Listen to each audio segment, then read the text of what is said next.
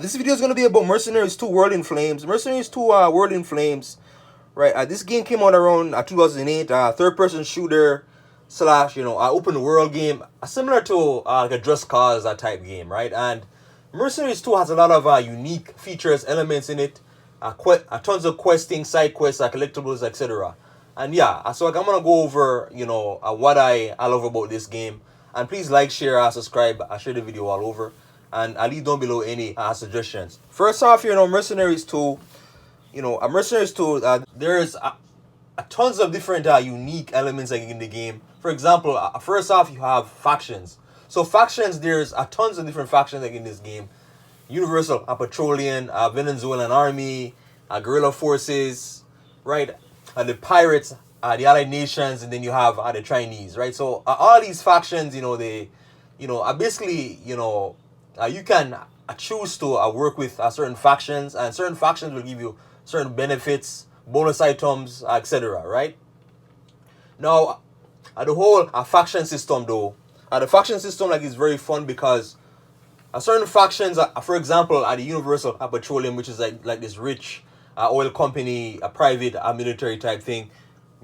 Sometimes they'll have HVT targets for other factions, for example, guerrilla forces, right? And then you can literally, once you take out like these, HVTs, it might interfere like with other factions. So, every faction has like a certain faction meter, and taking out HVTs like on their side is gonna affect that meter, right?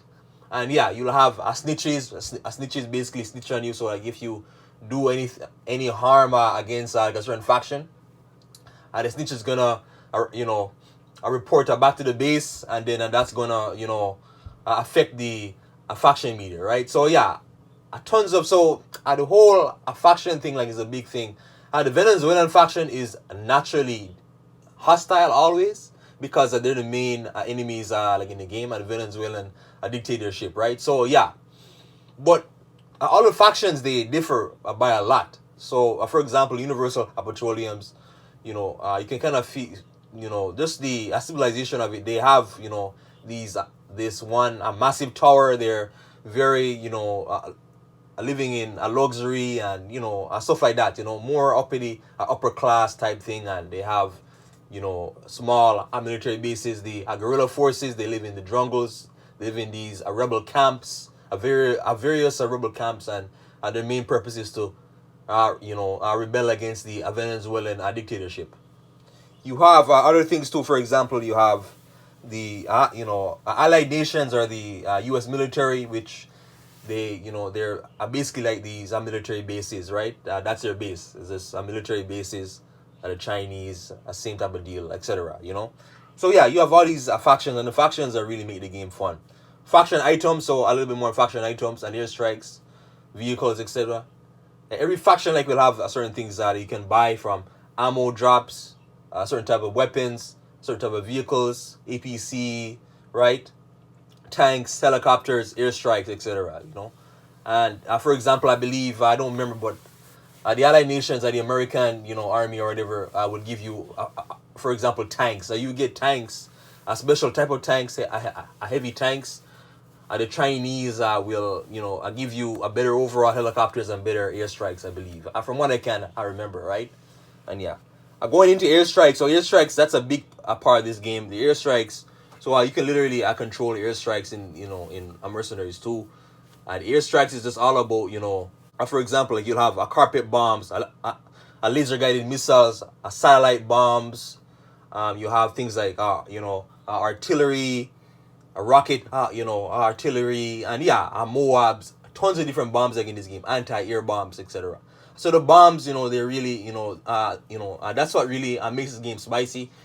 You can, take down buildings with these various, during gameplay, you can take down these high target buildings or whatever that are marked, and yeah, it's gonna give you extra points, etc. So at the airstrikes, and once you get the once you unlock the jet pilot thing, right, at the jet pilot companion, you can literally call down any airstrike. Another thing with this game is a resource, a resource thing, right? So the fuel economy on this game is very important. If you don't have fuel, you can't you can't do any supply drops, so you can't call on any airstrikes, so you can't call on any vehicle drops, etc. You can't really do anything. But there's tons of oil, fuel tanks like in the world, these massive white fuel tanks that you can mark for the helicopter pilot at the come take, and then it's gonna literally spawn away, and then that fuel goes into your inventory. So you can hold up to, what is it, 9,000 fuel, right? A video game based resource. So the more fuel you have, the better. So yeah, some things will cost more fuel. For example, airstrikes cost more fuel. So yeah, fuel is very important. Another thing too, a resource drops, a cheat code. So a resource drops, you can again call down things like, for example, ammo, certain type of weapons, APC, certain type of vehicles, sports cars, etc., boats, tanks. Yeah, cheat code. So the game has cheat code, which is very fun. It allows for a lot of replayability. So you can use a cheat code, but it makes the game extremely easy. It's best to play the game like from scratch. Now cheat codes, you'll do like a certain button sequence. So I go to the main menu and it's like R2, L2, R2, twice at times two, whatever it is. And then yeah, this literally activates the cheat code. So the cheat codes, there's infinite ammo, infinite health, whatever it is. There's a cheat code that literally unlocks all of the drops, everything, like all the vehicles in the game.